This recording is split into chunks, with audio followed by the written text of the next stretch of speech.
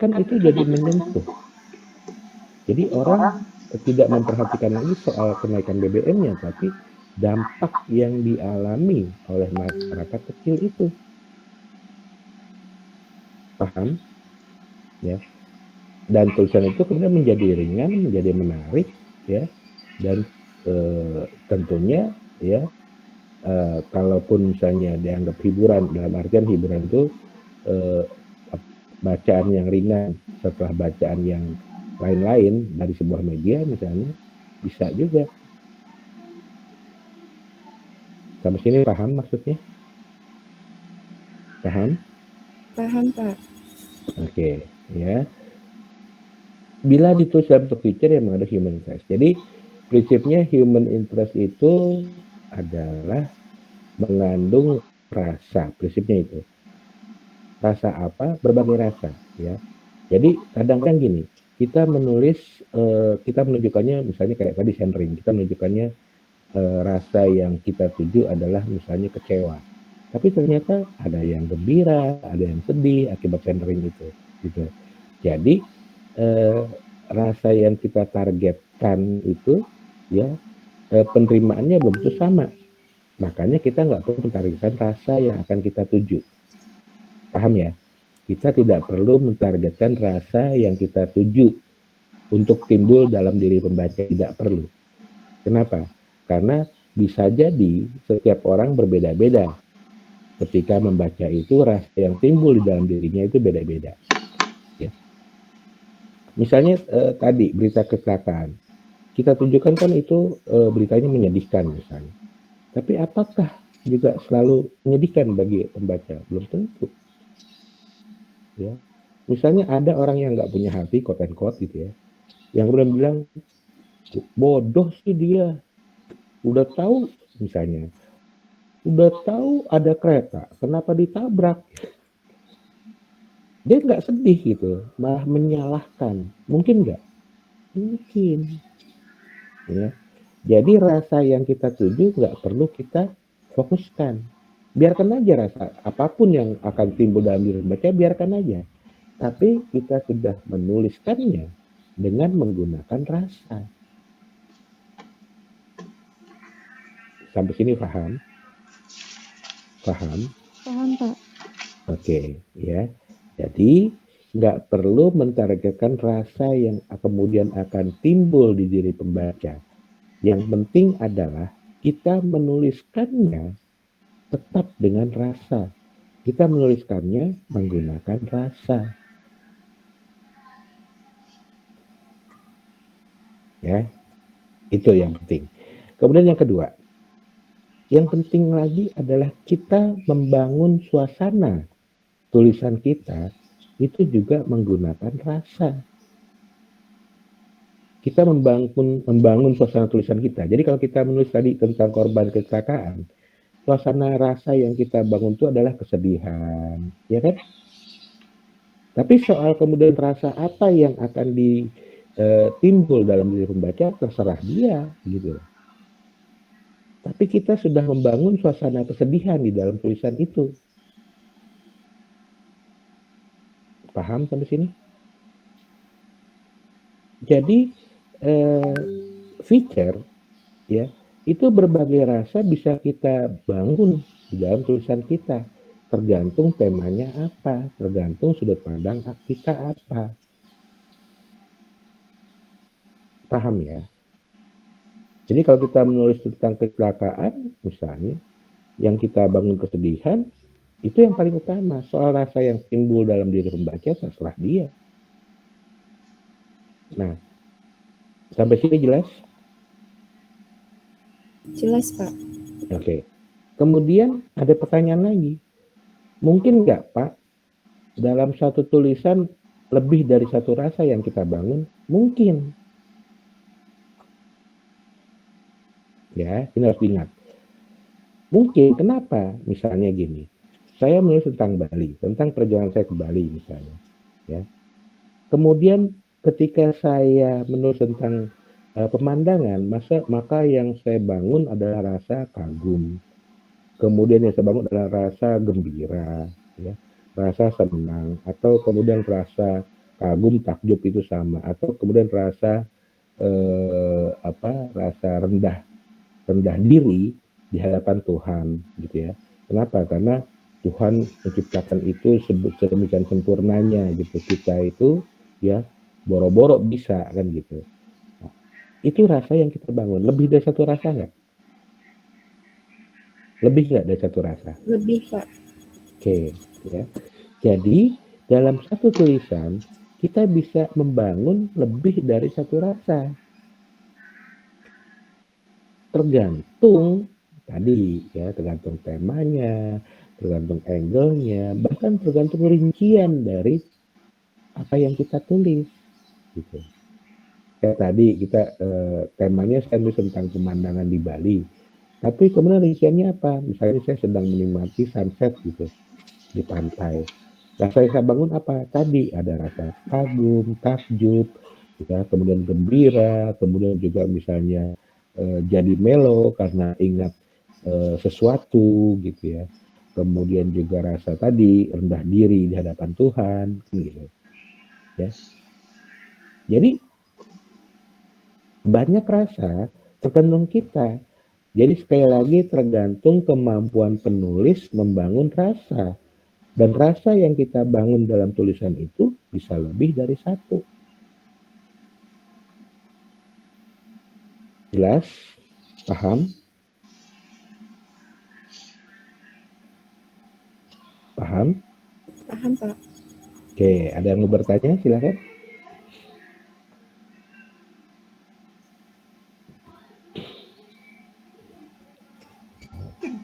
Jadi kenapa digunakan human interest bukan emosi? Karena human interest itu lebih luas dari emosi. Dan begitu juga rasa yang kita bangun di dalam tulisan kita itu bisa lebih dari satu rasa. Gitu. Ya. Nanti akan ada penjelasan lagi tentang detail apa tadi suasana gitu ya dalam pertemuan dalam materi-materi berikutnya. Oke, ada yang bertanya?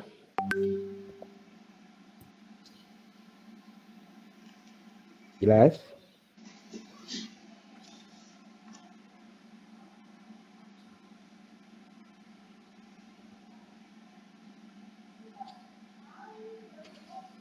Jelas, Pak. Oke, yakin ya. Sekarang kita masuk yang terakhir, informatif ya. Karena sebagai karya jurnalistik ya harus memberikan informasi kepada pembacanya. Dan kalau bisa sih usahakan informasi yang terbaru, usahakan informasi yang terakhir gitu ya. Tapi meskipun demikian, ya informasi yang lama pun nggak apa-apa, ya. Selama itu relevan dengan tema kita, relevan dengan angle kita, gitu, nggak masalah, gitu ya. Oke, dari ke-8 ciri khas atau karakteristik feature ini, 6 diantaranya dikandung pula dalam soft news. Waktu kamu belajar tentang berita, pernah nggak disebutin soft news? Salah satu jenis berita. Pernah, Pak. Ya, apa artinya soft news? Yang kamu berita ringan, oke, ya. Nah, syarat berita apa? Ada yang tahu? Salah duanya adalah syarat berita itu aktual dan objektif. Iya, Pak ya. Nah, karena soft news itu tetap termasuk tergolong ya dalam berita, maka dia harus juga memenuhi syarat berita aktual dan objektif. Gitu, ya. Oke, ya. Siapa yang sanggup berikan contoh soft news itu seperti apa?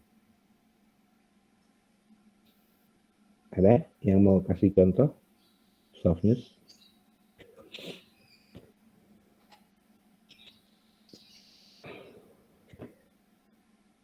Oke, kalau nggak ada saya kasih contoh deh. Misalnya dalam sebuah pertandingan, bukan pertandingan, anggap aja misalnya apa liga gitu ya. Dalam sebuah pertandingan liga sepak bola misalnya, ya, saya menemukan seorang pemain, ya, pemain bola maksudnya, ternyata kaos kaki yang digunakan itu berbeda antara yang kiri dan yang kanan. Ya, karena itu saya anggap aneh, karena itu saya anggap menarik, ya maka saya tuliskan jadi berita. Kenapa? Kenapa berita? Karena liga itu sedang berjalan, gitu. Ya, jadi akhirnya informasi itu atau fakta itu saya tuliskan menjadi berita ringan atau soft news. Ya, gimana tulisannya? Siapa yang bisa bikin tulisannya untuk soft news? Siapa yang bisa? Faktanya kayak gitu tadi. Saya menemukan seorang pemain ternyata menggunakan kaos kaki yang berbeda antara yang kiri dan yang kanan.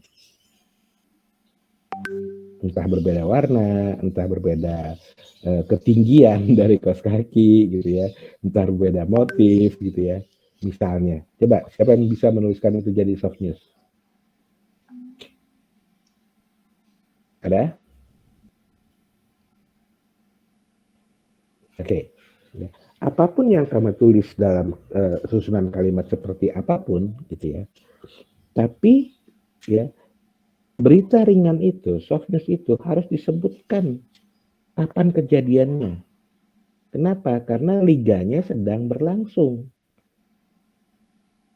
Ya, misalnya dalam Liga Jarum, ya pekan ini, gitu. Ini karena saya nulis berita, artinya ada deadline. Ya, di tulis pekan ini orang paham, kan karena ada deadline-nya, ada baris tanggalnya, gitu ya. Nah, itu aktualnya tetap harus disebut, tetap harus dimunculkan aktualnya, karena dia masuk sebagai berita. Ya, kemudian objektif, saya nulis apa adanya. Bahwa misalnya yang ya, seorang pemain bola terkenal, misalnya dia terkenal gitu ya, saya tulis terkenal. Kemudian dia menggunakan kaos kaki yang kirinya merah, yang kanannya kuning misalnya. Itu saya tulis apa adanya. Tidak kemudian saya lebih-lebihkan gitu, tidak kemudian saya apa namanya sih? Bukan fakta gitu ya, pendapat saya gitu bahwa norak banget, lucu banget, itu juga nggak boleh ya di dalam berita, dalam soft news kan gitu. Nah, jadi itulah contoh soft news ya. Dia ringan ya, karena berita kaos kaki yang berbeda itu kan kemudian tidak menjadi sebuah berita besar, tidak, atau menjadi sebuah berita yang lengkap 5W1 hanya, tidak. Kenapa? Karena itu berita ringan kan gitu ya. Tapi yang penting dia harus tetap aktual dan objektif. Sampai sini jelas? Jelas contohnya? Jelas. Oke. Pertanyaannya kemudian adalah, apa bedanya soft news dengan feature? Gaya penyampaiannya. Bisa jadi sama, karena dia sama-sama ringan. Ya kan? Ini Pak, kalau soft news itu masih terikat dengan waktu, misalkan ada tanggalnya gitu. Besok kayak gimana? Nah, kalau feature kan enggak, tadi yang sudah dijelaskan oleh Pak. Kemudian, cuma itu aja? Sastra, Pak. Kalau soft news kita tidak sastra. Ya, kalau feature sastra. Ya, gimana kalau soft news menggunakan sastra, kalau feature enggak? Gimana? Kalau ini, kalau soft news itu modelnya masih ke dalam berita, penulisannya kayak formal gitu. Tapi kalau misalnya feature, dia lebih ke sastra. Jadi tulisannya tuh fiksi, sudut pandangnya penulis, tapi tetap ada aktualnya dan juga fakta gitu, Pak. Oke. Kira-kira boleh nggak sih soft news itu ditulis dalam gaya sastra? Boleh nggak?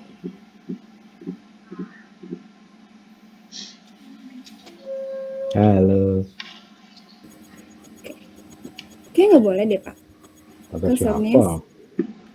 Kata siapa nggak boleh? Kata saya. Ayo, yang lain pendapatnya gimana? Boleh nggak soft news ditulis dengan gaya sastra?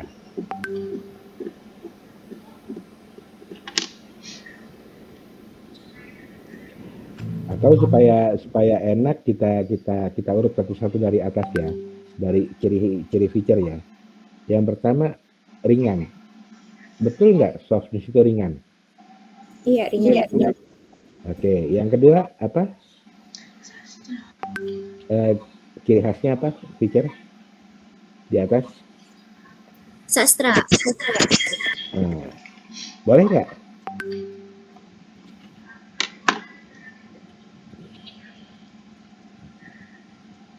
Ya, siapa yang berani bilang boleh?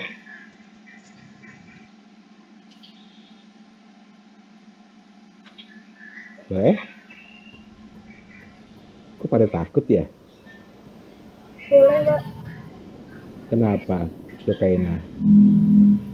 Saya sering membaca media Tempo, kan dia ciri khasnya sastrawi, Pak. Terus? Emang di Tempo ada soft news ya? Ada.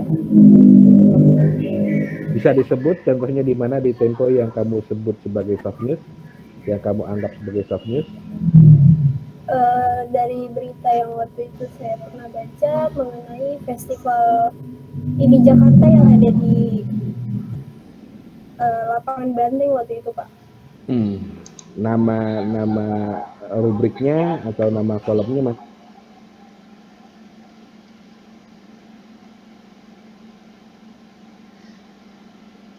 Itu saya kasih contoh di Tempo itu ya saya kasih jelasin nih.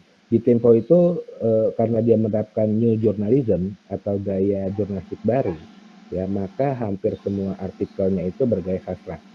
Ya.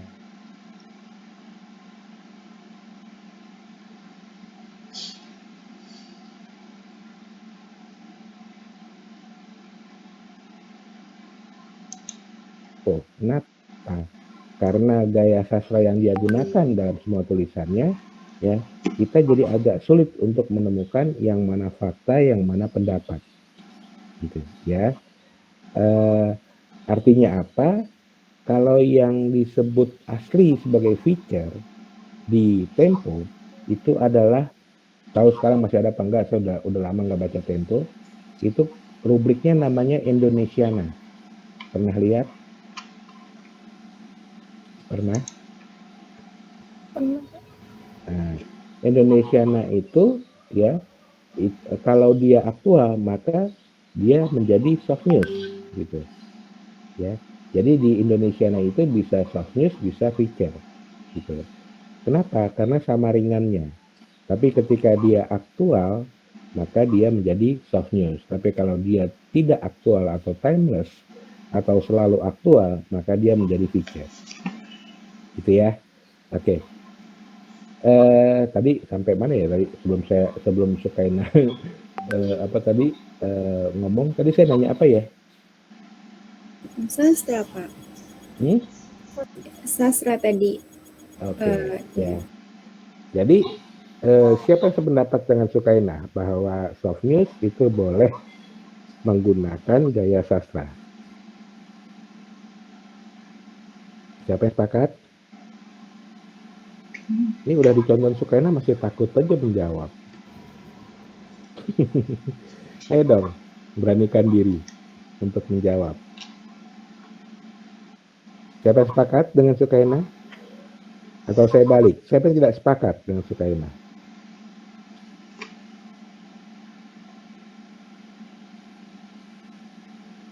Nggak ada yang berani juga? Oke, pertanyaannya saya ganti. Kenapa kamu nggak berani menjawab? Mohon maaf Pak, tadi saya ada keperluan dulu. Oh gitu, Melan. Ya, pas bagian Sukaina tadi berbicara, saya ada keperluan dulu mengangkat telepon, soalnya saya lagi piket juga di Humas Pak. Oh gitu, oke. Iya. Melan, saya ulang pertanyaannya. Boleh nggak menurut kamu soft news itu menggunakan gaya sastra? Soft news itu menggunakan gaya sastra ya Pak? Boleh nggak? Menurut saya tidak boleh Pak, karena kan kalau gaya Alasannya? sastra itu biasanya ada kata-kata berbunga-bunga, kemudian Enggak. ada kata, Ya terus lanjut. Sorry. Ya, ada kata kiasan gitu kan. Sedangkan soft news itu memang santai gitu, tidak berfokus seperti hard news gitu ya. Kalau hard news kan harus yang hot gitu. Mungkin di topiknya saja yang kita tekankan yang terlihat kalau